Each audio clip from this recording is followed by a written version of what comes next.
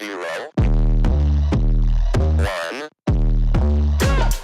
Let's get started. Hello and welcome to Beyond Top 10 Tennis. My name is Dr. Berge and I'm your host. If you're not familiar with my work or would like to learn more about it, head on over to AM8 International, the first tennis lab of its kind worldwide that is centered on delivering top 10 tennis rankings and is 100% backed by science. I'm the author of 14 books behind multiple theories and have been an elite coach for over 20 years and work with athletes around the world, Europe, United States to Australia. I'm also the world's leading authority in this space with my research, coupled with my extensive coaching background, being responsible for landmark findings to deliver the next generation of play. With new foundations shared in my two latest releases, my Tennis Black Book, Federer, Nadal, Serena, Djokovic, and my brand new release, my Tennis Workbook. This season is like none other before. So as always, buckle in and enjoy the ride. Now, welcome to another special edition of Beyond Top 10 Tennis. If you've been with us for some time now, thank you so much. You know what we're all about. You know why or how these special editions have come about. If you are new, welcome. This is, I think, our third or fourth, maybe fifth special edition for the 2025 French Open. But as always, if you're not familiar with Beyond Top Tennis, please do get your hands on these two. All those other texts are in the background over there, although these ones are mostly, I think, original copies there. So over the years, we have had updated artwork for the covers. So if you do find them, or head on over to AM International or Amazon, irrespective, you might see them a little bit different, and that's just the updated cover style. But these two are absolutely brand new. This one actually already has been updated, ironically, but it still looks mostly the same. Let me know if you can see the difference there, but really important, these two, to get your hands on to really keep pace with all those texts in the background. 13 in total. That 14th one is that fiction release that I did release 3-4 seasons or years ago now.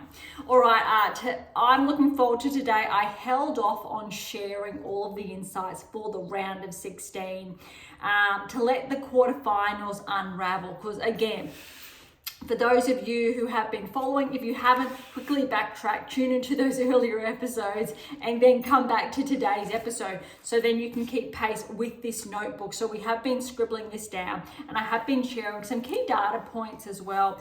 And because of our previous episode, I did share the data, what it was pointing towards for round 16 and quarterfinals. So we did get ahead of ourselves there. So I thought, okay, I will wait to share that with you until round 16 and quarterfinals are done. So quarterfinals have literally just finished, which means I can share those new insights with you. So I'm looking forward to it. It was very hard, but a really quick recap for those who are not familiar. Round 16, it's really second week of a Grand Slam, but it's a really pivotal data point for anyone at that elite level. And there's so much we can tell from a player if they make that round of 16 threshold, if they're able to maintain that, if not, key correlations. The what is your game missing series? What is your game missing? What is your game missing now? What is your game missing to win? The second one there was actually the most in-demand book worldwide in that space when it was released. If you do not have your hands on that one, please do. But all three of them together, for example, show you that initial tracking. The 7 keys to optimize your life, another release, and then how to develop a top 10 tennis ranking, the power of the 8, the key, another one. And there's another one in there as well. Take those data points to another level, so further, but all up, what it shares with you, how you can follow the same footprints in a manner of speaking.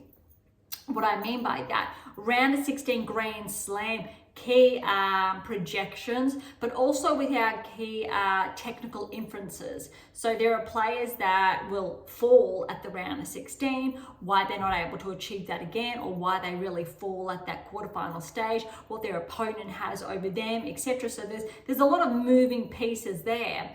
but what we can take snapshots of at this level from the round of 16 onwards at a Grand Slam. If you have read or working your way through your black book, you would have seen a snapshot there, actually a very first that I shared of the top 8. So I took it further, quarterfinals last season, so every Grand Slam plus the Olympics, what players were actually the 8%, like legitimately the 8% there. And not all of them, or all of them were inside the top 10, but maybe not as the rankings potentially insinuated at that time. But I don't want to get off topic. Round of 16, really important, but how as a player, if you're looking to become a professional tennis player, key trajectories there that you need to follow. If you're a top 20 player, what your game is actually missing to get closer towards the top 10 and cross that threshold. If you're a top 10 player looking to achieve that maiden Grand Slam, what you need to do to get there, if you have won Grand Slams already and you're looking to achieve replicated success, add to that tally. Also, what you need to do further to solidify in your game to do so. So a lot of markers have been crossed, if not all, but I'm hesitant to say all because this is an ongoing work in progress. Look, we've started, I think it's over 12 years now, 19 years all up. Or maybe actually this year, I think we're hitting on 20. We've been working towards that. But the research arm of AM8 International, 12 years I've been responsible for I guess, the lab there, the scientific findings, underpinnings of this, the coaching applications, player applications, developing those new benchmarks for the top 10 to progress, etc. And the likes of even Sinner, Swiatek, Osaka, Alcaraz, just some of those players and why. I haven't said Sabalenka because ironically she didn't actually correlate at the time when she was a top 10 player, but Sabalenka features in all of the books the same. Another player you'd say is Rune's top 10, but he wasn't correlating at the time. Badosa's also there.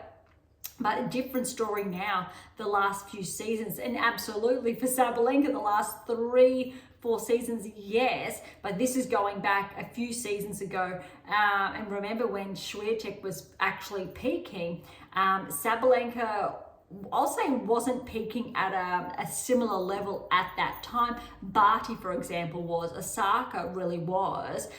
Svitolina, how she's been able to find that level again. Djokovic is obviously, of course, I think ever present. Zverev has been ever present as well for the most part because he's been around for a long time. It's kind of between generations. Came around in the era of, I'll say, the big 3, big 4, depending how you want to look at it, big 5. I'll stick with big 3 or 4, including Serena, especially Black Book there, because obviously we go from Federer with 21st, then we've got 22, 24, no, 24, or heading towards 25 potentially, and I think I've actually mixed that up somewhere, but that's what we're looking at to be able to get there, and why round of 16 is a very, very pivotal marker. All right, that was enough. I think I could have gotten a little bit excited there, but thank you for bearing with me. We're going to, as always, dive into the WTA Tour first, followed by the ATP Tour. No rankings today. Rankings will be updated after the French Open, so less than a week now, but I'm already really looking forward to that. Why? Because we already know now with the semi-finals set, players who are not making that benchmark. So really quickly, last year's semi-finalists, how's this for a benchmark? Swiatek and Gauff made the semi-finals last year, and Andreeva and Paolini. So we know the later two will lose some ranking points within reason, one more than another, but 50% of that, they're still in play. On the men's tour, it's actually very similar. The only two in that semi-final last season who will be again this season, Alcaraz and Sinner. Not to say other players were not around there or past that round of 16. It's just sharing from a rankings perspective those who have more points actually to lose at the higher level. And I think that's really important before we dive in to touch on Alcaraz. Obviously, he's looking at defending as well as Swiatek. If they do not defend those points, highly likely Zverev will bounce back to number 2, potentially. And Swiatek will actually regress further, still be inside the top 10, but I think I said around 7 or 8, but depending on other players. So we need to factor in how other players have gone, how they did last season, so the points they're adding and those that are losing. So it's a little bit more complicated from that perspective, but without a doubt, if you're going to lose 2,000 points, so that's Alcaraz and Swiatek, potentially there is a big drop off, more so for Swiatek than Alcaraz, because there's quite a big gap, I think,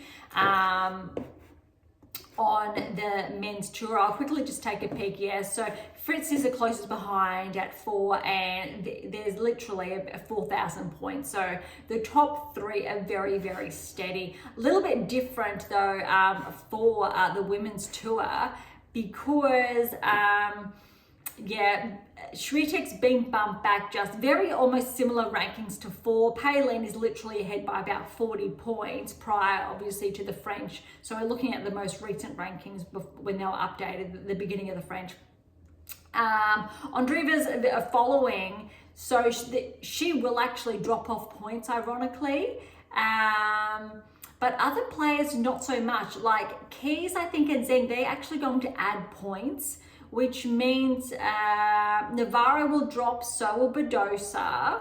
But also, I'm not too sure how Badosa tracked last season, but I know Navarro did progress further, which means potentially there's a lot on the line for Swiatek, because that will drop her points down to around 10 in the world, potentially. If there are no big losses here. Palini probably will go back to that 6 or 7 potentially. So it's really going to be quite interesting, but I have to be so clear here. These players that are going to drop, that actually is going to skew the rankings. They're not going to correlate with performances, because still making the semi-final of a Grand Slam or quarterfinal, say in Andreeva's case, or round of 16 for a lot of these players is huge. It's really important. But when you've got the best player in the world, or one of, making the semi-final still at a Grand Slam, and then the consequences dropping in rankings, to me, I don't think the rankings are relative to that. They do not reflect a player's results from that perspective. I don't think players should be penalised. Not being able to defend, there shouldn't be that substantial of drop, but it is what it is. So, but that's something to take into consideration, that the rankings on the WTA Tour will be skewed, and they will not be true per performances, especially coming into Wimbledon. So that's another discussion we can have in a few weeks' time. But that's very, very important to notice, that the rankings are not going to reflect necessarily the actual best players in the world per performance. The ATP Tour is a little bit lucky, because there won't be much of a change there. Sure, Alcaraz will potentially drop back to 3, Zverev up to 2. All 3 are playing exceptionally. Obviously, Sinner's 1 there. And even though Fritz will drop potentially Dopa, there may be a few differences there. Djokovic may actually climb slightly up there. He could actually go even further.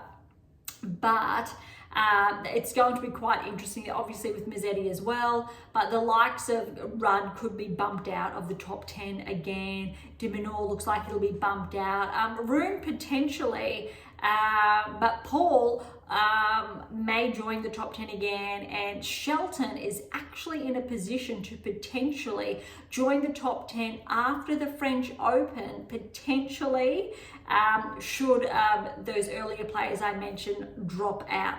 All has to do with the changes in rankings again. So there's a bit of a shuffle. It's not just to do with the players who have been performing well, so they're adding points. Some players are going to achieve the same result as last season or worse, but because people ranked or players ranked ahead of them did not perform, they'll get bumped up. So it's not necessarily a true reflection of performances, say, over the past few weeks, but obviously it is compared to this time last season, a snapshot from this time last season to this time this season. Another player who will undoubtedly bump up closer towards the top 10 is Tiafoe, though I don't think he's actually within reach of the top 10, but I'm not going to be surprised if we see Tiafoe at 11 or 12. That's a very big maybe. That's mostly, I think, just a bit of rankings on both tours. All right, round of 16, here we go. I'm excited. I hope you're excited too. We did obviously have these penned down, so let's go through them. Sabalenka and Anisimova. I think this was actually a pretty good match. I thought maybe if Anisimova brought the same level she brought against Thorsen, she probably or potentially could have pushed Sabalenka 2-3. But Sabalenka, she's just been really steady all tournament. We have not seen her, I don't believe, lose a set, been really consistent, really solid off the ground. We're not seeing too many unforced errors, really clean. And a very, very big thing I will add is from emotional regulations. So from that perspective, very, very good that we're seeing Sabalenka relatively calmer under pressure, and I really like her attitude. So much so I think she's quite dangerous on the clay in a very good way. Scoreline there, 7-5, 6-3. Was pushed, so Anisimova definitely did push her. So well done to Anisimova as well, making that benchmark of the round of 16. Sabalenka, of course, a little bit too good.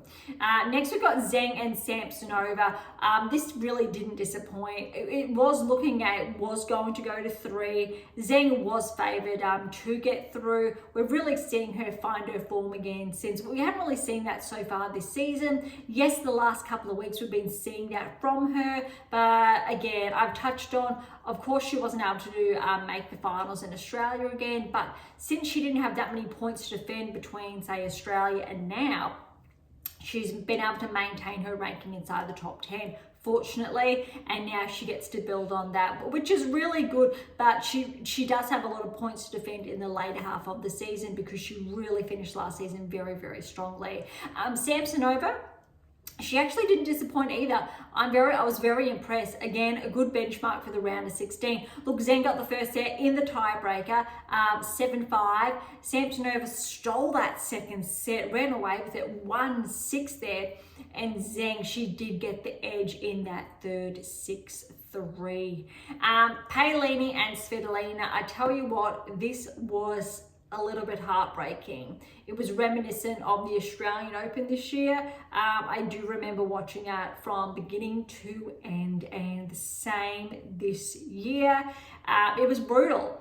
It was tough. I was rooting for both of these players. On paper, both of these players were actually very solid. Paolini even more so, especially coming off her win in Rome.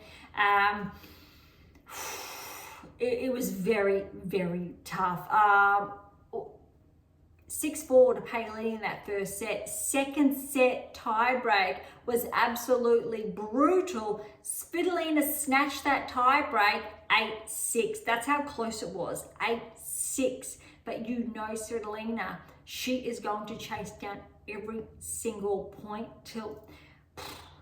And I think that third set doesn't really showcase how close the match was. But again, it was actually a similar scoreline, I believe, in Australian Open this year, 6-1 to Svitolina. Without a doubt, that does not reflect how competitive this match was, how well Paolini played as well. But Svitolina really did have the edge. And I think by the end of that match, third set, Paolini, she was a little bit defeated, or deflated is probably the better word, and wasn't playing her best tennis. And Svitolina just kept pushing to get home.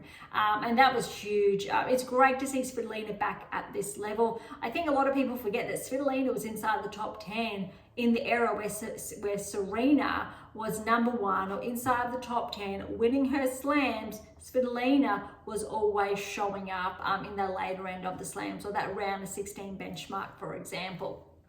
Paolini, of course, we can say new generation, even though they're, I believe, around the similar age.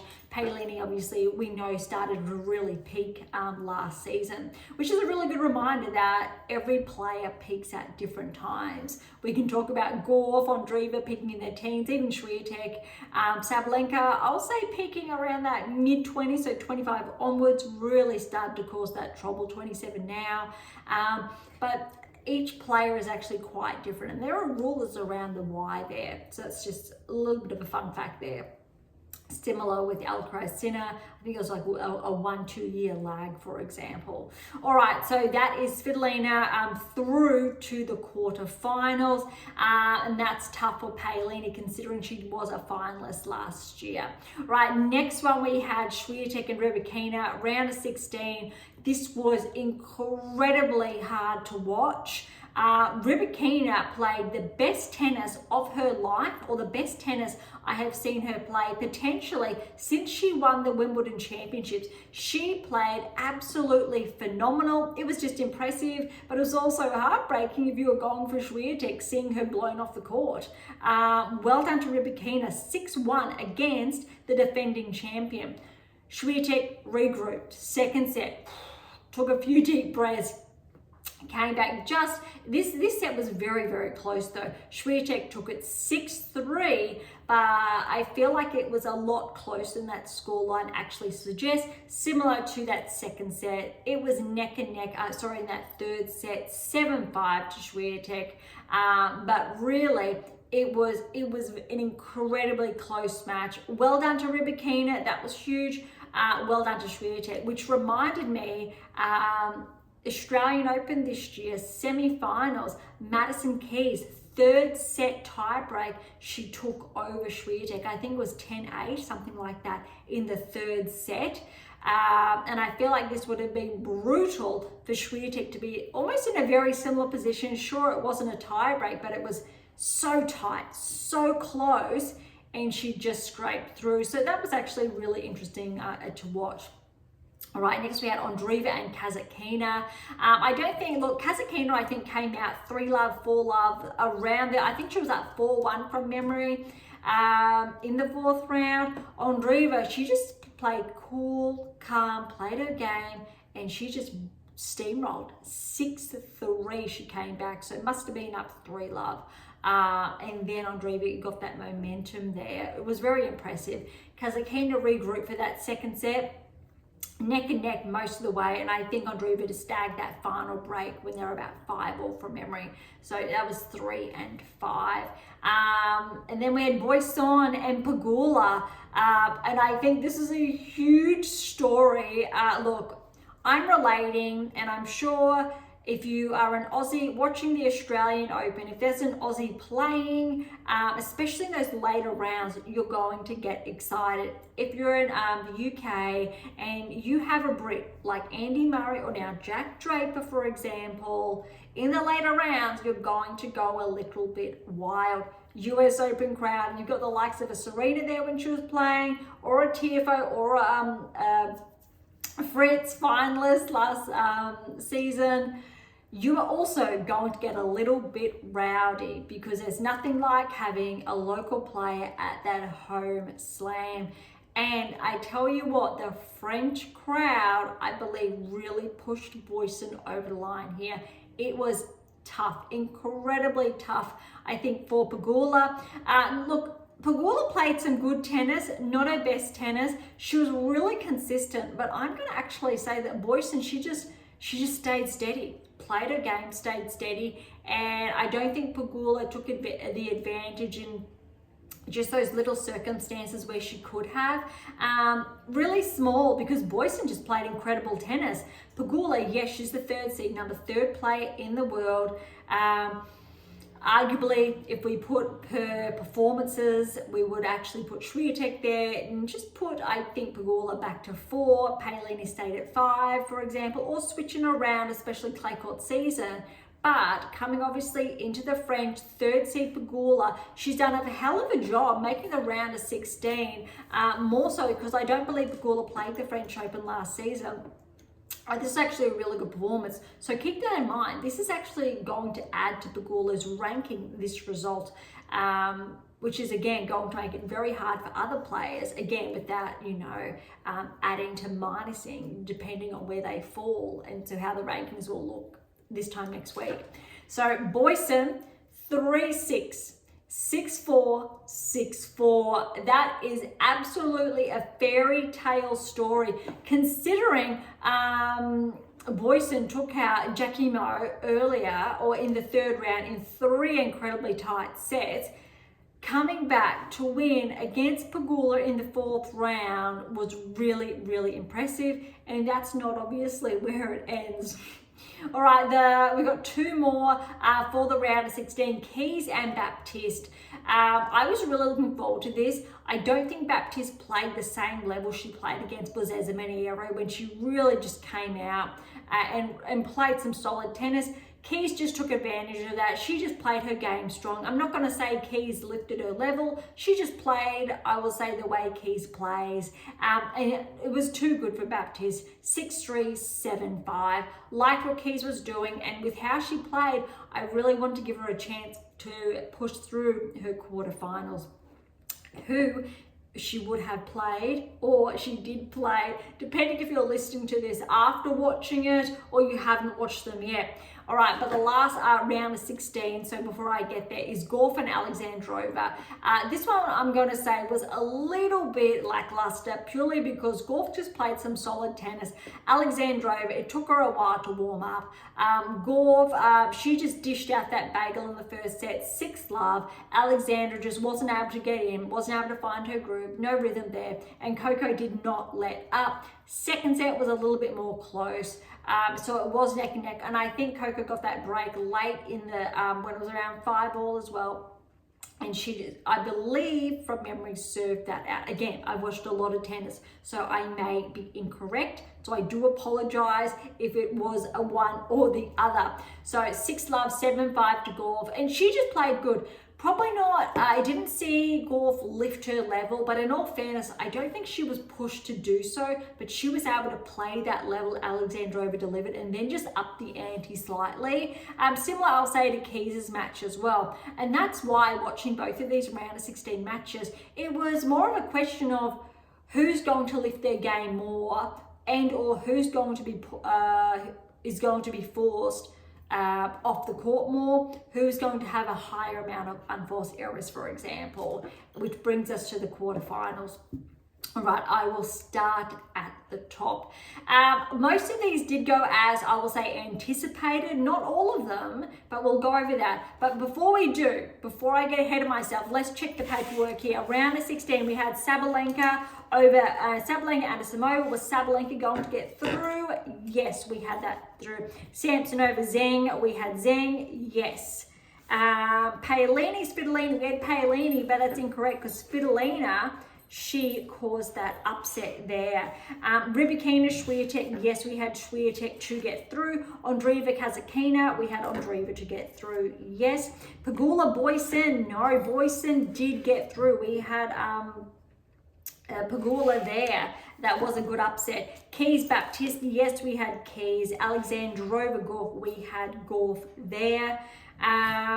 We do have some semi-final notes there, but I will hold off, so we'll wait until we go through them now.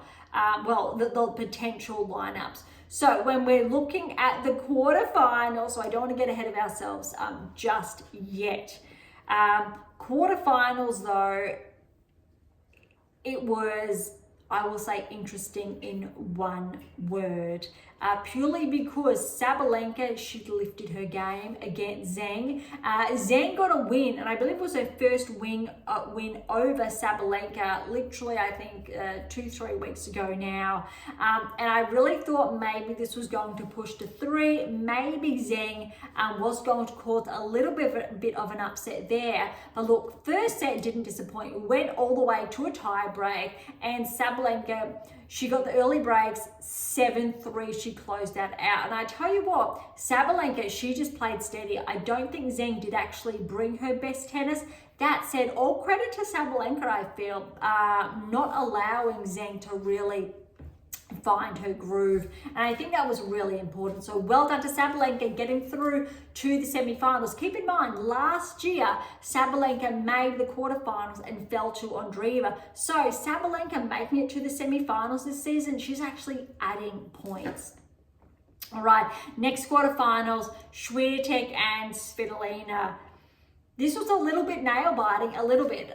Look, first set scoreline does not give a true depiction of how hard this match actually was, because I do believe, as far as time's concerned, both sets went for similar times. I think for roughly that 50 to 60 minute mark they both did actually go for. Swiatek 6-1 first set. So I want to be clear about that, because that scoreline is by no means indicative of how close that match actually was. Second set though, scoreline is indicative of how close it was. These two were neck and neck. It almost looked like Swiatek was going to get, Svitolina was going to get that second set. Swiatek held steady, and I feel like she really was pushed in that second set. Got it 7-5, and I really think that match with Rybakina that she did get in that third set helped Swiatek mentally close out in 2, opposed to, say, being pushed to 3. And potentially, who knows what would have happened, because Svitolina, I feel like, was really just finding that groove that got her all the way to the quarterfinals. Noteworthy, Svitolina making it to the quarterfinals will ratchet up those points. Potentially, we may see Svitolina on the cusp of the top 10. I don't think quite, but it'll be really interesting to see what the rankings do, whether she's around that 11 or 12 mark, or if players do regress outside the top 10, what that actually looks like. All right, and last 2 quarterfinals, Andreeva and Boisson. Believe it or not, I just finished watching this match very early this morning. Oh my goodness, potentially I saw a 3-setter there, or it would have been a whitewash by Andreeva. I don't think anyone really anticipated this, but I really want to be clear / really fair about this. First set, neck and neck. Oh my goodness, it was a tie break. Well done, Boisson, pushing a top 10 player, the 6th seed in the world, to a tie-break after defeating the 3rd seed, one of the other best players in the world, to make the quarterfinals. Boisson, she was not done, was not tired, was still playing her game, got that first set tie-break, 8-6. That was so close. They were trading off point to point to point, and I think Boisson saved some set points from Andreeva. Andreeva saved set points from Boisson, vice versa. Then Boisson finally closed that out. Second set was also neck and neck. I'll cut to the chase. 6-3 for Boisson. That was huge, incredibly impressive, but in all fairness, the crowd was very rowdy in those last couple of games. It was a bit disheartening. Andreeva got a warning for hitting a ball into the stands, understandable. However, a little bit hypocritic, considering Musetti, during one of his, I think was his round of 16 match, kicked a ball, got the umpire in the chest, and was not given a warning whatsoever. So that was actually really sad to see. Definitely, I'm going to say what it is, that's definitely sexism on the table there. A little bit of prejudice, I think, with, of course, Andreeva deserved that point penalty. Musetti, the warning. Musetti, without a doubt, deserved a point taken off, because he physically, with the ball, unintentionally, because it was just accidentally kicked. Well, no, not accidentally, intentionally kicked, but I'm sure he didn't actually mean to kick an actual, the ball towards a person, although there was no warning or penalty. So it's not consistent. that is something seriously I think WTA ATP needs to look at, and all Grand Slams, umpires, etc. be trained in to make sure it's all across the board. All right, but coming back to this last set, last couple of games, it really was you could see the crowd making a lot of noise when Andreeva was serving, in between serves, when she was throwing up the ball. I really feel like the umpire maybe could have done more to just quiet that. So Boisson had the edge there, blocked that out. Of course, yes, Andreeva could have blocked that out. But let's remember, Andreeva's only 18 years of age, so that's a lot to take on a crowd. I don't know how many people seats Philippe Chatrier. Is it 10,000, 20,000, 5,000? 25? I'm not too sure, but it's a lot of people either way, whichever number that is. But it was really rough because you had to remember you had a local favourite there, also against, yes, one of the best players in the world, but also a player who's still only 18 years of age, still learning to handle the pressures of the tours. And I think it was understandably to see a bit of frustration from Mira out there. Also understandably that she was upset. Granted that she had a lot of people against her. Really tough, I think, in that type of situation. But I don't want to take anything away from Boisson because, oh my goodness, did she just hold steady and get through?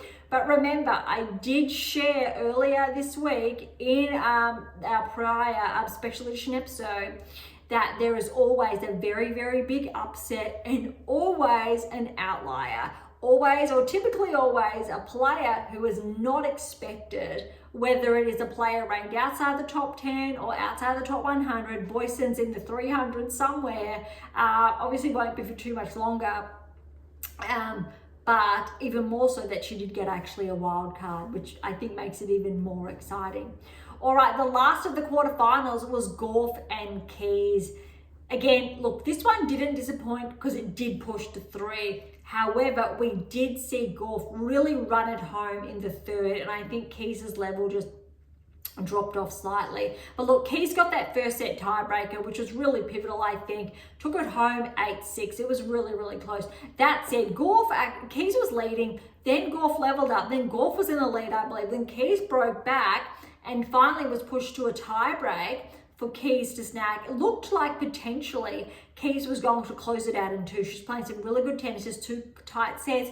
Coco managed to get that second set 6-4. It was tight, but then we were hoping. Third set, neck and neck. Let's see who's got it, who's going to amp up their game. Unfortunately, Gauff amped her game up, but Keys' level dropped slightly, so 6-1 in that third. But again, I don't think that scoreline necessarily depicts how these players were both playing.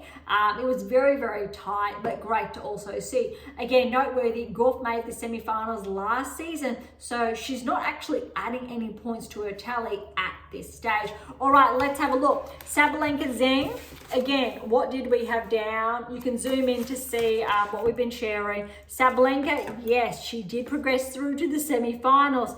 Svitolina Swiatek, we had Swiatek did progress. Look, we did have Palina Swiatek, Svitolina, and we had not updated it, so full transparency, but Swiatek was still predicted to progress through to the semi-finals. Andreeva Boisson, we actually had Andreeva, but so well done Boisson. Boisson being the biggest upset of this year's French Open.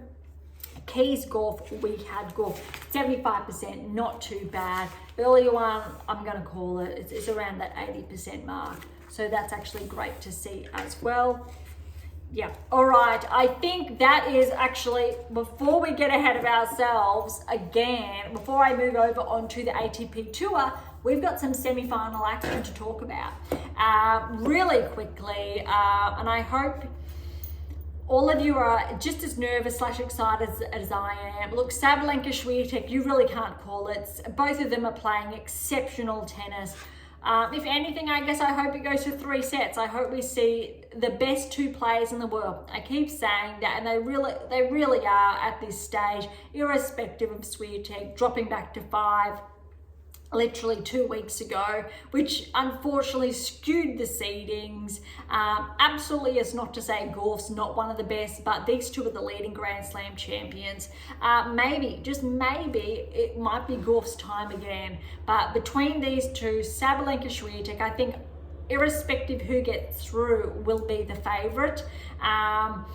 Look, you want to say Swiatek. I want to say Swiatek because it's clay, how she's been playing. Maybe it's Sabalenka though. Let's keep in mind though, how Swiatek's actually had more time to prepare, courtesy of not playing deep in Madrid, not playing as deep at the Italian Open, having a couple of extra days to prepare for the French Open. It may be actually paying off in the later ends here. Sabalenka is actually similar though. Obviously it was Paolini coming out on top. But Sabalenka, I think, has had a better clay court season than Swiatek leading up to it. So that's a little bit ironic in a way, since we've known Swiatek to really dominate the last few seasons. But Sabalenka's been really close behind the whole time. I'm thinking maybe, just maybe, Swiatek, that could actually be a bit of an advantage if it has been managed appropriately, if it's been taken into consideration. But I think it's going to be very, very close. I believe Sabalenka won their last meeting. I think it was Cincinnati last season. Swiatek won a number prior, Sabalenka also prior, and I think it's relatively very close, their head to head. That's very hard to call. Look, I'm going to say Swiatek, but it could be Sabalenka. You've heard me say it. There's a lot of these ones that are so close. It's so hard to call. And then Boisson, Gauff. Look, you need to circle Gauff on paper. Like, I'm going to circle. There you go. But she's taken out the number 3 player in the world, the number 6 player in the world. Why not the number 2 player in the world? You really need to give Boisson a shot. And I tell you what, if the crowd is behind Boisson, and if she plays the level of tennis she played against Andreeva and Pegula, why not give her a shot? And I tell you what, a few seasons ago, Emma Raducanu was that wild card at the US Open and she won it. We know it can happen. Sure, it hasn't happened since then. We haven't seen an outlier do that, but it could be due. Maybe it could be, and it'll be very interesting to see if it does, because then there could be a pattern that's been emerging that I can have a look at more closely in the data. But that's actually really interesting. I haven't been blown away with how Gauff's been playing, but that said, she's still been playing some really good tennis. If she plays how she played in that third set against Keys, I think Gauff will win in straight sets. If, however, Boisson plays like she did against Andreeva, especially in that first set, or against Pegula, especially I'll say in those last 2 sets where it's neck and neck, why not? Let's see if it's pushed to 3 and really what happens, and maybe Boisson can get through. It would be an absolute fairy tale, and I think all of us love a good fairy tale. All right, that is the WTA Tour done. We will recap semi-final results and finals results next week with our wrap, and that'll be really interesting. All right, ATP Tour, here we come. Let's go through all the round of 16 results before we have a look at what's been penned down here. Bublik and, no, I'm going to start with Sinner. Not Bublik Draper, let's start with Sinner Rublev. Look, Sinner Rublev potentially thought this could have gone maybe 4, maybe Rublev had a chance to take a set off Sinner. Absolutely was not going to be the case. Maybe it was really close actually in that third set. Closest I think anyone has gotten to taking a set off Sinner so far this French Open, 6-1, 6-3, 6-4. What I really want to highlight here, and what's really underrated, and I actually wrote a lot about it in my Tennis Black Book. So again, if you haven't read it, please do. Periodization, and what I mean by that is really carefully planning your off time, your recovery. what's needed, and players typically don't do enough of that. Two perfect examples is Djokovic. Djokovic right now is peaking. He peaked in Geneva, won that 100th title, but all season, not so much. Yes, he made, I think, I want to say the semi-finals in Australia, had to withdraw with that match against Zverev. Could have been quarters, I'll say semis. It was really, really close. Ever since then, we haven't really seen Djokovic peak. He's still been playing, but we've seen some not so typical early exits. And similar thing happened last season, but he peaked in time for the Olympics, got that gold. Hopefully you're seeing a pattern here where you drop that, you don't drop a level, but you just maintain a steady baseline. You don't overexert yourself. And then you go, okay, let's plan this peak. And when you plan it explicitly clear for a specific event, so Grand Slams as primarily number one, you're peaking. And Djokovic has done that very cleverly over the years. Similar to Federer, similar to Nadal, similar with Serena. That's why they didn't play all week of every tournament week of the calendar of the year or of the season. So they didn't play back to back to back to back consistently throughout their careers. They were able to take or choose their calendar to allow them to pick when they were going to peak. Every player should do that when they have the ability to do so, because I understand not all have that at this stage. Sinner, this is very ironic. He had that ban, that 3-month ban, so he couldn't play, which essentially meant Sinner was forced into an off season, a period that for 3 months he could explicitly work on his game and bring it up another level. And that is what he's done. We're seeing Sinner's level from Australia here, but I'm going to say up a notch further. No one's taken a set of him. He is absolutely zoned in because he's had an extra 12 weeks to really focus on his game. And it's almost laughable that imagine if every player had an off season that was 3 months, which both tours really should have, that they could really fine tune their game, take the amount of time they needed to rest, their muscles to recover, any necessarily rehab to prep for the following season, get in really good shape, then hit the ground running. Sinner, he's hit the ground running, and we've seen Djokovic do that when he's taken time as well. So they're just the two examples of the players, especially in the round of 16. Well done, Sinner, pushing through to the quarters. All right, Bublik and Draper. This one is going to be the biggest upset, I will say, of the round of 16. But like the WTA Tour, Bublik really was the anomaly. We weren't really expecting, I think, Bublik to make it through to the round of 16. So in doing so, especially not being seeded, was really impressive. But there are other ones there, so Bublik's not alone here. He did, however, and he is alone in getting a win over a top 10 player in the round of 16 of the French Open and making it through to the quarterfinals. He is the only player of the anomalies to push through. 5-7, 6-3, 6-2, 6-4. Did Draper play his best tennis? No. Did Bublik drop shot Draper? I lost count how many times, a silly number, and Draper unfortunately wasn't prepped in reading when Bublik was going to drop, so it really did catch him off guard a lot of the time. And Bublik essentially used it as his superpower, and it got him a lot of points, and it was actually really impressive to see. All right, Zverev and Griekenspor. Griekenspor, another anomaly, not seeded, although he has been performing quite well this season. I believe he's just ranked inside the top 40.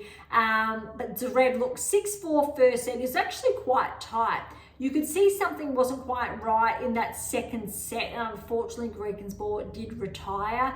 Not too sure what it was, but look, it actually had all the good signs to maybe go into a 4, maybe even a 5, because Griekenspor really held Zverev. It was neck and neck, and I do believe Griekenspor actually got a win over Zverev recently, or their last meeting. So that could have actually been quite dangerous, but well done to Zverev pushing through. Keep that in mind when he would have had fresher legs going into the quarterfinals in contrast to Djokovic. Djokovic and Norrie was the other fourth round encounter. Again, Norrie really wasn't anticipated. That's 3 players already I've mentioned. 3 players, and there's 4 in total that made the round of 16. So 25% of players who made the round of 16 were not expected to do so, were not seeded, in contrast to the women. And that just goes to show you the drop off in the seeds, or especially the top 16 seeds, and how many players fell earlier and were not able to really essentially make that threshold that most, if not every top 10 player really should be making. Djokovic, Norrie, look, Djokovic was just too good. There's no other way to say it. She just played some clean tennis. I didn't really see Djokovic say lift the bar. She just played his style. 2, 3, and 2. But well done, Norrie. I really think Norrie gave it a good go, especially in that second set. Too good, Djokovic, however.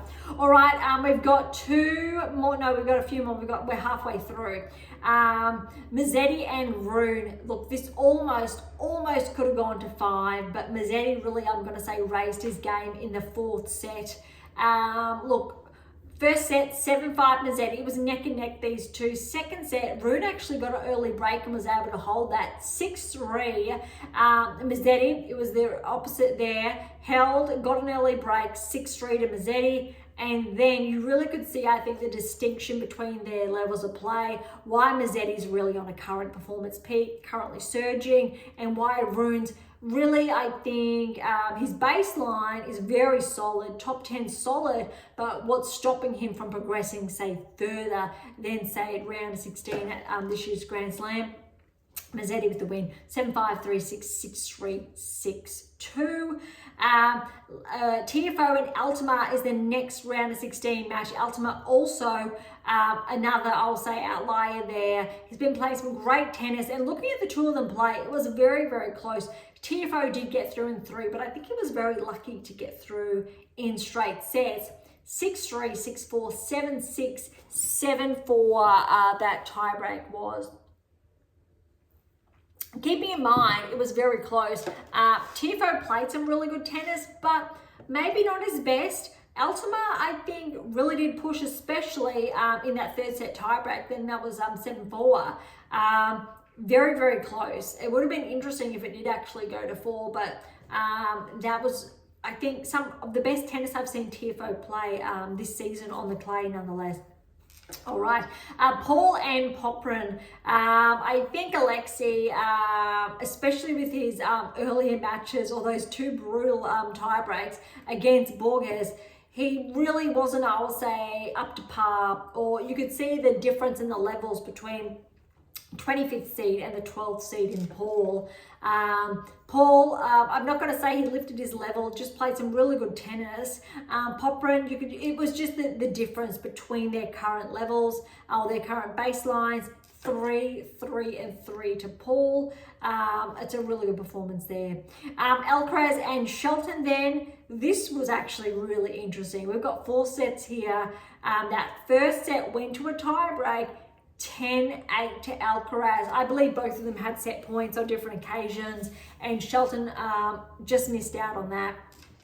Alcaraz went 2 sets up to love, got that second set 6-3, just that one early break. Shelton then got the early break in the 3rd, held it 4-6, very tight then in that 4th set, 6-4 to Alcaraz. I love that it was so close. That really showed me that Shelton, I think, he's really on the cusp of becoming a barrier breaker this season. I don't think it actually was anticipated. I think he could have been in here. Look, Musetti was and Paul was. Shelton could have been a maybe there. I know Phil's is a maybe. Not obviously after this French Open. We'll see how his recovery, etc. with Wimbledon. But Shelton, I think, we actually should see him inside the top 10 this season. If not after the French Open, it'll be interesting because Alex will lose points, so will Rudd, and that really may open up just enough places to push Shelton inside the top 10, maybe Paul again as well. It'll be interesting what the rankings do have to say next week. Again, I'm going off the losses and the additions of those points, but I'm not too sure by how much, so I can only gauge maybes at this stage. All right, that is all the round of 16 results. Let's head on over to the quarterfinals, but let's tick off the round of 16. Sinner Rublev, we did have Sinner. Bublik Draper, we had Draper, so it was Bublik that did get through. Zverev Greek in Sport, we had Zverev there. Nori Djokovic, we had Djokovic. Musetti and Rune, we had Musetti, yes. Tiafoe Altima, we had Tiafoe. Popper and Paul, we had Paul. And Shelton Alcaraz, we did have Alcaraz. Not too bad. Very similar, I think, for the WTA Tour, with the only one the anomaly there was Boisson getting through to the quarters. Here, the anomaly here was Bublik. All of the other players were as projected there. WTA ATP. And so our quarterfinal lineup: Sinner, Bublik, Zverev, Djokovic, Musetti, Tiafoe, Paul, Alcaraz. All right, let's have a look how they all went. Sinner, Bublik. Look, I think mostly this match went as anticipated. However, a big however is the second set. Second set actually was the tightest, I think, match Sinner has had all French Open. I'm just going back to the first round. No, Sinner was actually pushed in the first round. Rintinek actually took the most games off Sinner all tournament, it looks like. That's actually really interesting. Bublik, though, 6-1, 7-5, 6-love. So almost in that second set, we saw how Bublik was able to keep that pace. I'm going to say Sinner's level did drop. Then he obviously got that break. Then he just ran it home. He's just been playing some super clean tennis. Sinner's absolutely favourite, but it's not going to be easy. How's this? Djokovic and Zverev, I did get up very early to watch this match. Zverev did get the first set, so that was 4-6. So you know what that means. Djokovic, he just played Djokovic tennis. Zverev's level was, he just wasn't able to keep pace. 6-3, 6-2, 6-4. Look, even though Zverev was picked to progress through, what I really saw here from Zverev was what we've been seeing the last, say, 3 months. So recall other episodes where I've been sharing Zverev's been falling earlier than anticipated. In a lot of events, Zverev had an opportunity to literally almost become the #1 player in the world, to add so many more points to his ranking, but he was not capitalizing. And that was, I think, really sad, disheartening to see, as a player who spent his whole career almost missing out, and he had this really big window and wasn't able to. This was a huge window for Zverev, and again, last year's finalist. So unfortunately, even though a huge result making the quarters of the French, he will unfortunately lose points here. Djokovic, well done. This is what I was saying earlier. He's had a lot of time to, I would say, regroup, work on his game, not progress as far as he'd like to in events, coming to the French, winning Geneva, and just riding that current peak. And I think that's invaluable.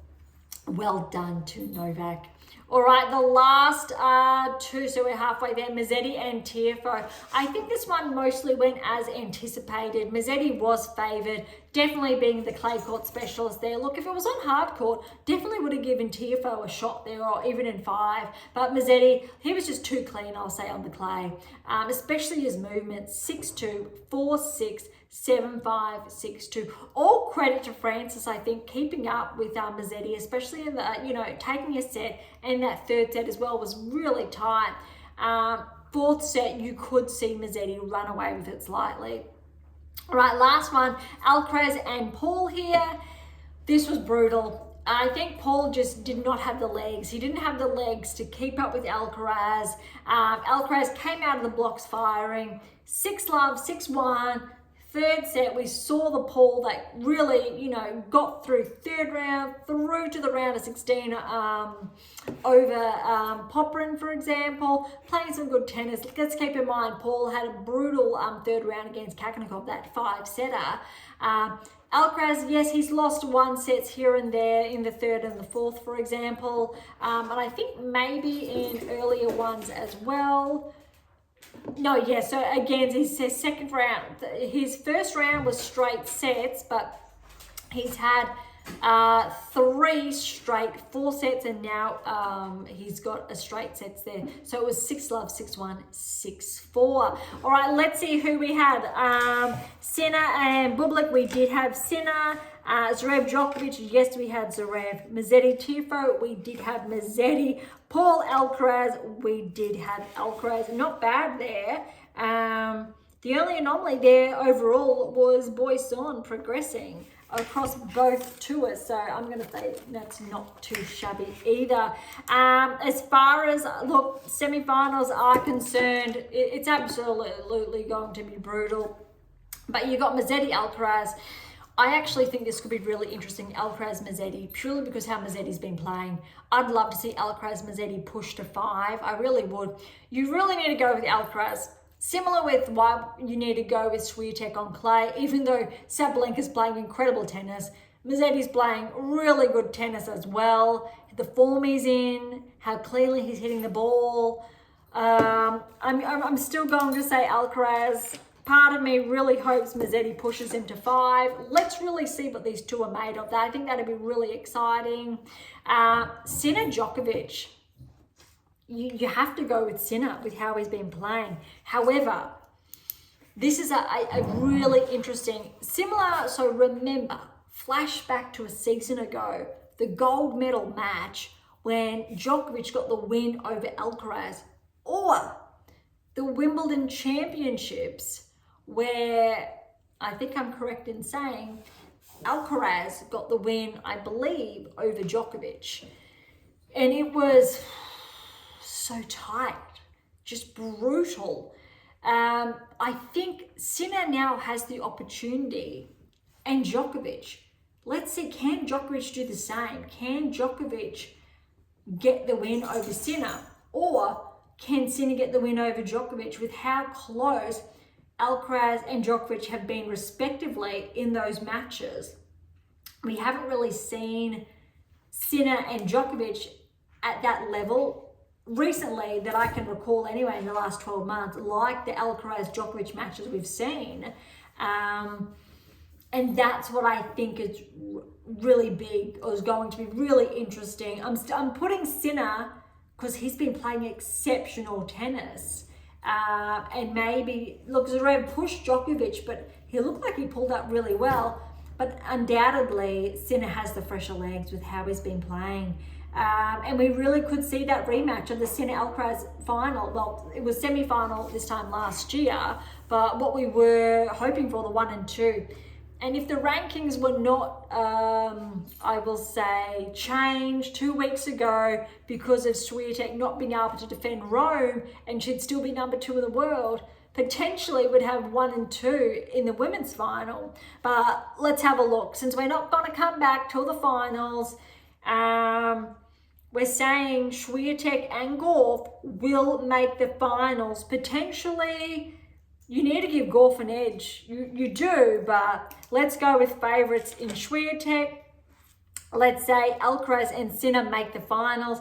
I'm actually going with Sinner with how well Sinner's been playing. It's ridiculous in a really good way. So clean, but both matches have the potential. Well, the Sinner Alcaraz has the potential to go to 5 if that's how it does turn out. Oh my goodness. And also the Swiatek Gauff, look, it could be Sabalenka. It's really, really tough. Look, Boisson could get through. It's just Boisson, Gauff, Swiatek, Sabalenka. It's really, I mean, that's big. And again, Sinner and Djokovic, just huge. Musetti, Alcaraz. So I'm going to go with the current, I will say, well, on the men's side, the two informed best players in the world, obviously 1 and 2. Women's a little bit different. Look, Sabalenka, Swiatek, we could see 1 and 2 in the world. Sabalenka, Gauff be playing, or obviously Swiatek, Gauff. Boisson could be the anomaly there. You don't know. I also think it could be really interesting that Swiatek's typically won a lot of her finals against not, I will say, the higher seeded player when she's won the French. And it would be really interesting to see Swiatek and Boisson in the final. Sabalenka makes the final. Look, she made the final in Australia and she's definitely informed this season. It is so hard to call, and I think that's what makes it quite exciting, seeing 50%. No, it's more than that. We've got Sabalenka, Swiatek, Gauff. We have 75% of the women's top 4 players in the world, I'm going to say. Yes, Swiatek is 5, but that's 3. That's 3 of the possible 4 best players there. And interestingly here, Musetti is the anomaly, I suppose, even though he's number 8 in the world. Sinner, Alcaraz, Djokovic are arguably the 3 best players in the world. Even though Zverev's there, Djokovic with just how he plays, you can't discount him. And Musetti, or it could be a new generation plus Djokovic, always obviously the ever-present. But let's talk about it more, I guess, once the French Open wraps up. Maybe or maybe not, you can hear the 2 psychics in the background, because it's that time of day when they're on their sugar high, in a manner of speaking, and it's their playtime. So I better wrap things up. All right, so thank you so much for tuning in today to our special edition, which essentially will be our final special edition for the French Open, but we will carry over next week with all the updates of the semi-finals, finals, and the rankings. I'm looking forward to how that's really going to unravel, but also please enjoy the semi-final and finals action, because that is exactly what I'm going to be doing for the rest of the week, seeing the French Open out. So thank you again so much for listening. To grab your copy of my brand new release, my tennis workbook, or my December release, my tennis black book, Federer, Nadal, Serena, Djokovic, head on over to AM8 International, or head on over to Amazon, so irrespective where you're based in the world. If any comments or questions, head to AM8 or Topic Thread, or leave comments directly on YouTube or Spotify. To interact with Beyond Top 10 Tennis, catch up on our blogs, or to sign up on my newsletter. All links are in the episode notes, as well as how to access Pink Octopus books to Spruik. And if you enjoyed today's episode, please subscribe, like, share, and do all of the above. Beyond Top 10 Tennis is for you, and it's built for you, so please consider sharing us near and far. It's been a big episode today, and if you're serious about heading towards the top 10, as always, and if you want to know what your game's missing to secure that maiden Grand Slam or more, don't be shy. Please do come and say hi. On that note, thank you so much for listening. I'm so incredibly grateful. I'm your host, Dr. Ashley Morgan Berge, and this is Beyond Top 10 Tennis, and I'll see you